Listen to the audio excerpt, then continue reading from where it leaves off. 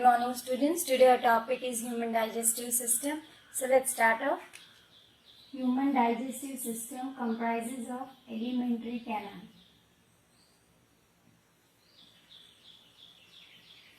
and accessory glands.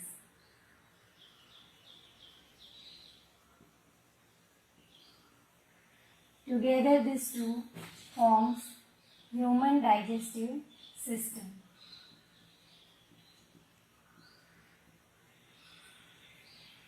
First we'll look down towards alimentary canal. What is alimentary canal? So alimentary canal is a tube-like structure extending from mouth till anus. It is in humans about 9 meters in length. From mouth to anus, what all organs are involved in it? So mouth is followed by pharynx, esophagus, which is also commonly known as food pipe, stomach, small intestine,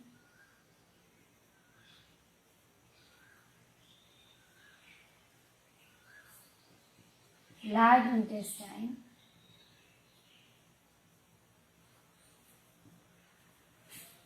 rectum and anus. Now, after studying the basic structure, that is from mouth to anus, what all parts are involved, you can very clearly make out these are nothing but tube-like structures and they form 9 meter length canal. So then, is it the only sufficient material for digestion? How will the tube-like structure would be digesting it? So there are two basic things happening here. One, peristaltic movement.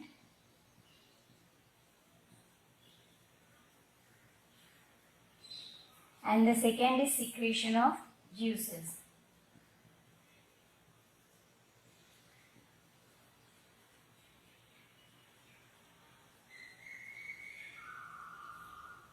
First, what is peristaltic movement? So, if I draw, say, esophagus like this and food is passing here, so what will happen? There will be a wavy motion happening throughout the esophagus. That is, one part, a small part will be contracting, other will be relaxing. Relax, contract, relax, contract. This will push ultimately the food downwards. So that is what we call or term as peristaltic movement, and it occurs throughout whole of tubes. Next is secretion of digestive juices. This is something we need to learn in detail, and for that we need to inculcate accessory glands also. So first let's look down what is accessory glands and then we'll move forward. Accessory glands includes salivary glands, pancreas,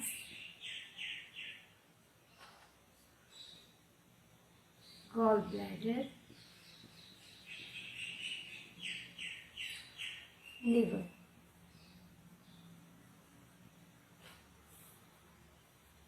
Salivary glands are 3 pairs present in the buccal cavity: sublingual, parotid and submandible. These are the 3 pairs of the salivary glands. What do? They secrete, of course, saliva.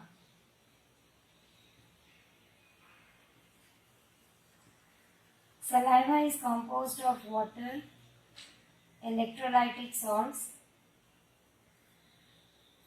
and a very important enzyme named amylase. Do you know amylase has one another name? Just search out for it. Next we'll look down to is pancreas. Pancreas is known as both exo and endocrine gland. Exocrine gland and endocrine gland.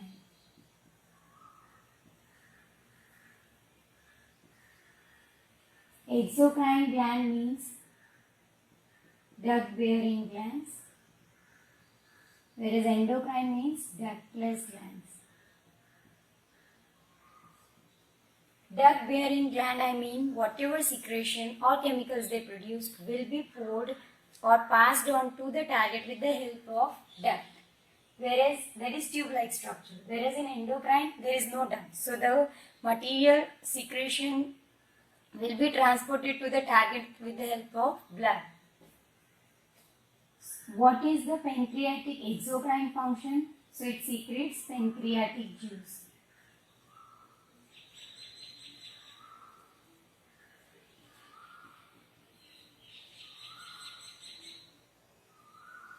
Its endocrine function we have already discussed in the previous sessions. It secretes two hormones, insulin and glucagon. Pancreatic juice is the thing we need to discuss here because we are discussing about digestion, and digestion occurs with the help of pancreatic juice. Next will be gallbladder. Gallbladder is located just below liver. Small green gland. Now what happens here is basically liver synthesizes bile. Synthesizes is to make something. When it synthesizes bile, a yellowish fluid, it is poured into gallbladder. Gallbladder stores as well as concentrates bile. Concentrates bile meaning it removes excess of water and leaves off only bile salts. Whenever required for digestion, gallbladder allows bile to be secreted into the small intestine. So these are basically accessory glands. Now the question is why I am saying these are accessory glands though they are helping too much in digestion. The reason is food is not passing from either of the glands. So that is the reason we refer them as accessory glands, the helpers, and not the exact glands which are involved in digestion. Okay. Mouth.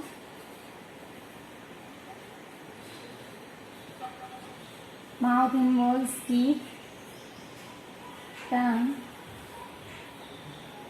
salivary glands, teeth is for chewing and grinding of food,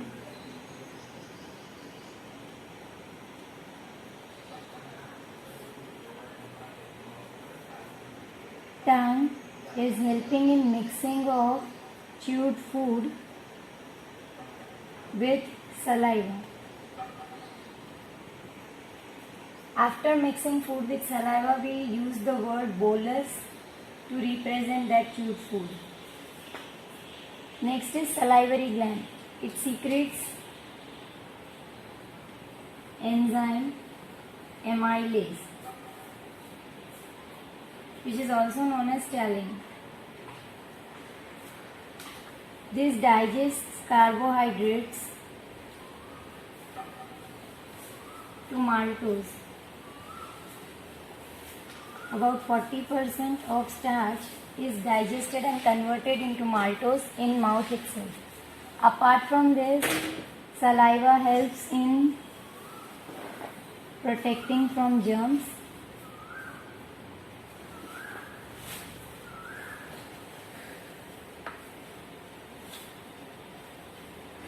Because it is slightly acidic in nature, approximately 6.5 pH, it kills most of the germs entering with the food. It also helps in speech and swallowing of food.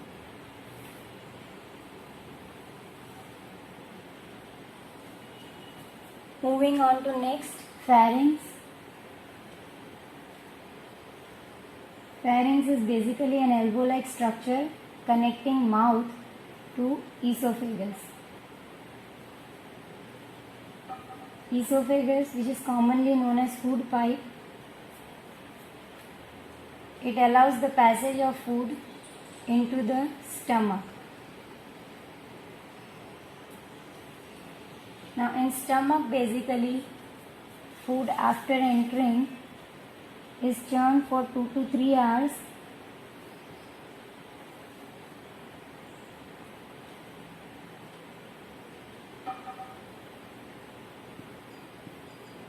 and during this process gastric glands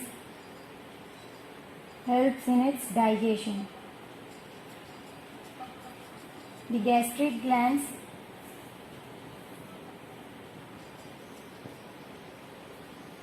are located on the wall of stomach.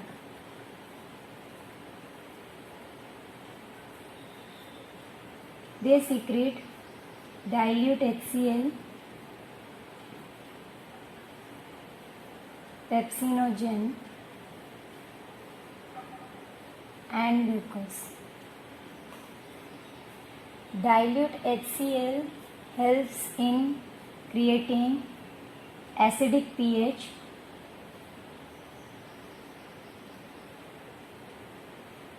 This in turn again further helps in killing of germs. Also it helps in activation of pepsinogen enzyme, that is pepsinogen is converted into active pepsin.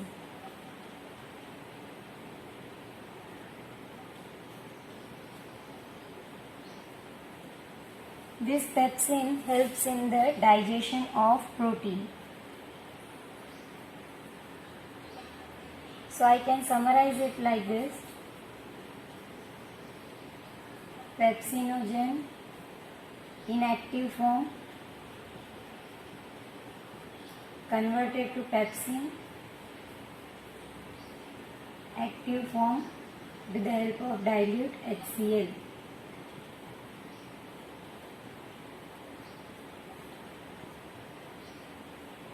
This activated pepsin in turn breaks down protein into smaller molecules, that is proteases, peptones, etc.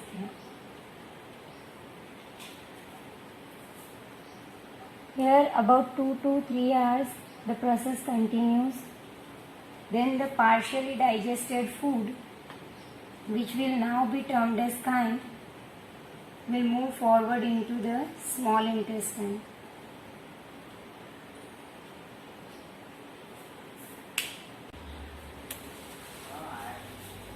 After passing from the stomach, partially digested food, that is chyme, enters small intestine.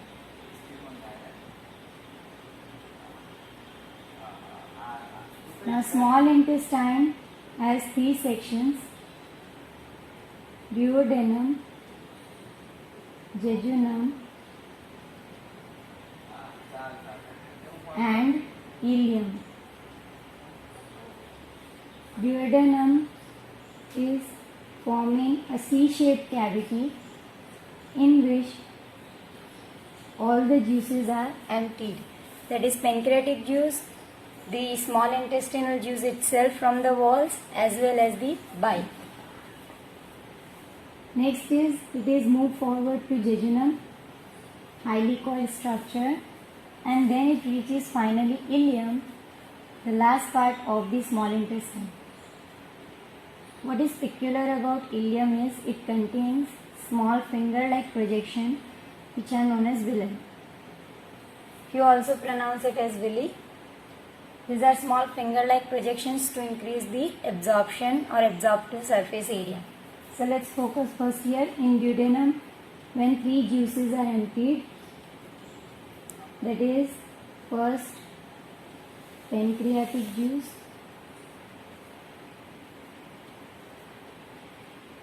bile or bile juice, and third intestinal juice.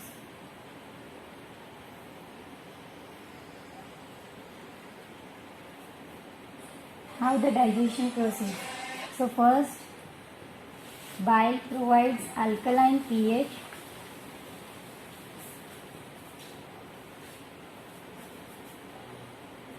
This alkaline pH is important for activation of pancreatic enzymes.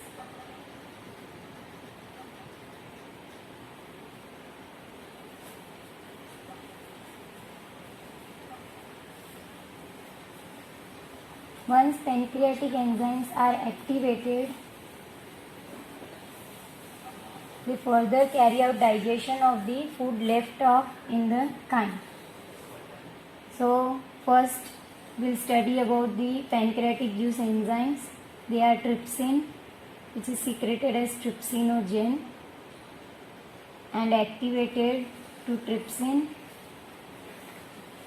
by enterokinase named enzyme, about which you will be studying in higher classes. Next is lipase, which is involved in digestion of lipids, and the pancreatic amylase, which is again involved in digestion of carbohydrates. So again we'll sum it up. Digestion of carbohydrates done by pancreatic enzyme, that is pancreatic amylase, and it is broken down into disaccharides, that is 2 molecules of sugar. Following it, we'll be having trypsinogen, which is activated to trypsin. It will be digesting protein to dipeptides, and finally lipase, which will be digesting lipids into smaller fatty acid molecules.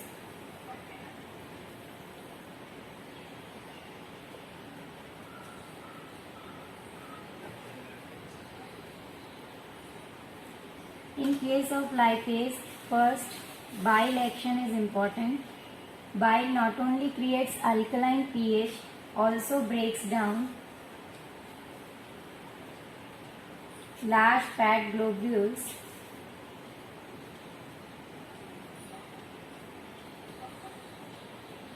into smaller fat globules.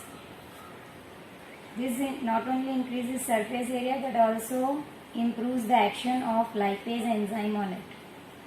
This process of breaking down large fat molecules into smaller molecules is called emulsification.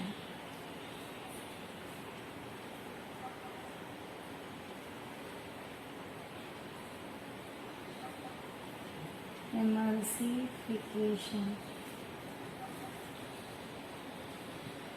Once this process is occurred, lipase breaks down lipids, smaller molecules, into further still smaller molecules. Now this is still not digestion completed. So next will be intestinal juice, which will be finally completing all the left of digestion in the duodenum. After digestion that has been taken care of by pancreatic juice, intestinal juice will complete the digestion by converting carbohydrates into glucose,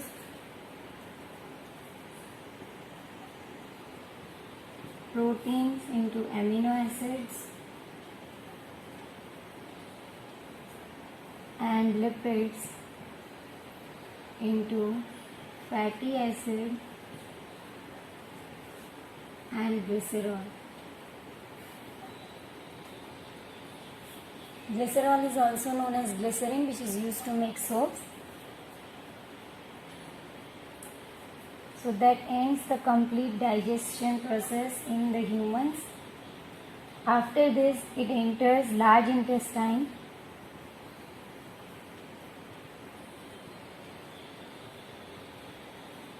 Here, water as well as certain amount of electrolytes are reabsorbed, and finally the solidified waste which we term as feces, is stored in rectum and is ejected out via anus at regular time intervals. During this process, a control point is maintained by sphincter muscles located at different points. Sphincter muscles, as we have already discussed in previous sessions, are finger-like projections. They contract and relax and thereby helps in regulating the amount of food entering the next part, say from esophagus to stomach, stomach to small intestine, so on and so forth. So from rectum to anus and outside is regulated again by the anal sphincter muscles. This is how the digestion in the humans is carried out. Hope you have understood. Thank you.